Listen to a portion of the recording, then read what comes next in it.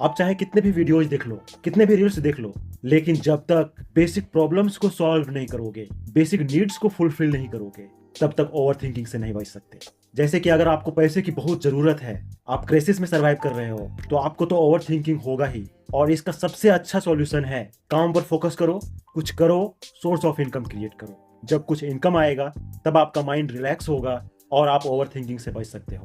लेकिन अगर आप फिर भी पूरे दिन सोचते रहते हो, आप बहुत ज्यादा ओवर थिंकिंग करते हो और आपको टेंशन हो जाता है, तो आप सोचने में एक्सपर्ट हो। आपका दिमाग एक पावर हाउस है, लेकिन हो सकता है आपकी ओवर थिंकिंग आपको ओवर पावर कर रही हो। और इसमें आप अकेले नहीं हो। 25 से 35 साल के बीच 73% लोग और 45 से 55 साल के 54% लोग ओवर थिंकिंग करते हैं। इस वीडियो में मैं कुछ ऐसा टूल्स, फॉर्मूलाज आज आपके साथ शेयर करूंगा जिसके हेल्प से हजारों लोग अपने माइंडसेट को बदले हैं और आप भी बदलेंगे। इस वीडियो में आप जानेंगे कैसे हमारी थिंकिंग ओवर थिंकिंग में बदल जाती है, क्या होते हैं हमारे ओवर थिंकिंग के कारण, और कैसे आप अपनी ओवर थिंकिंग को डीप थिंकिंग में बदल सकते हैं। ज्यादा सोचने का सबसे बड़ा कारण होता है डर। ये कुछ लोगों में कम होता है, कुछ में यह बैलेंस्ड होता है और कुछ में यह ज्यादा होता है। मतलब ओवर थिंकिंग होती है। जैसे अगर किसी के पिता शराब पी के घर आते हैं तो वो रोज शाम को सोचना शुरू कर देता है, आज पापा किस हाल में आएंगे, आज मम्मी को मारेंगे, आज हम लोग को मारेंगे, आज घर में क्या क्या ड्रामा होगा। तो उसको रोज सोचने की आदत पड़ जाती है। कैसे जाने कि हम सोच रहे हैं या ओवर थिंकिंग कर रहे हैं? हेल्दी या अनहेल्दी में फर्क कैसे जाने? बहुत सिंपल है। 3 फैक्टर्स आपके साथ शेयर कर रहा हूँ जिसके हेल्प से आप डिसाइड कर पाएंगे कि आप सोच रहे हैं या ओवर थिंकिंग कर रहे हैं। एक है टाइम का फैक्टर, किस चीज पर कितना टाइम लगाना चाहिए। अगर आप बुक लिख रहे हैं और 2 साल उसमें रिसर्च कर रहे हैं, एनालिसिस कर रहे हैं, तो शायद यह ओवर थिंकिंग नहीं है। लेकिन अगर आपको 1 मिनट का रील बनाना हो और आप 1 महीने से सोच रहे हैं लेकिन अभी तक रील नहीं बना पाए हैं, तो ये ओवर थिंकिंग है। दूसरा, अगर आप सोचते हुए इनएक्टिव हो रहे हैं, मतलब कि अगर आप सोच तो बहुत रहे हैं लेकिन कुछ एक्शन नहीं ले रहे हैं, कुछ कर नहीं रहे हैं, तो वो ओवर थिंकिंग है। इसको एक एग्जाम्पल से समझते हैं। अगर आप स्विमिंग पूल पर खड़े हैं और आपको स्विमिंग करनी है और आप स्विमिंग कर रहे हैं, तब तो ठीक है।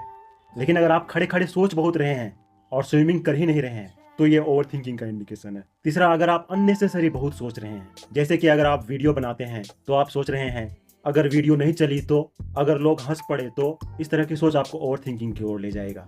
इस तरह की सिचुएशन में अगर आप अपने सोच को बदलें, सोचने के तरीका को बदलें कि अगर वीडियो नहीं चला तो मैं लोगों से फीडबैक लूंगा, उसके क्वालिटी को इंप्रूव करूंगा और फिर बेटर वीडियो बनाऊंगा, यानी कि आप प्रॉब्लम बेस्ड थिंकिंग से सॉल्यूशन बेस्ड थिंकिंग की ओर शिफ्ट होते हैं, तो आप ओवर थिंकिंग से बच सकते हैं। दिमाग में अगर बहुत सारे थॉट्स आते हैं तो ये स्वाभाविक है, आएगा, लेकिन इसको सही डायरेक्शन देना हमारा काम है। और इसका सबसे अच्छा तरीका है पेन और पेपर लेके सोचना शुरू करें। जब आप पेन और पेपर लेके सोचना शुरू करेंगे ना, तो अपने आप थॉट्स कम होने लगेंगे और आप ओवर थिंकिंग से बच जाएंगे। इस वीडियो में हम लोग 6 ऐसे तरीके की बात करते हैं जिससे हम लोग ओवर थिंकिंग से बच सकते हैं।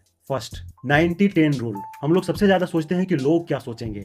इस पर एक सफल इंसान बहुत अच्छी बात कहते हैं, मेरे बारे में तू अपनी राय मत बना, मेरा वक्त बदल जाएगा, तेरी राय बदल जाएगी।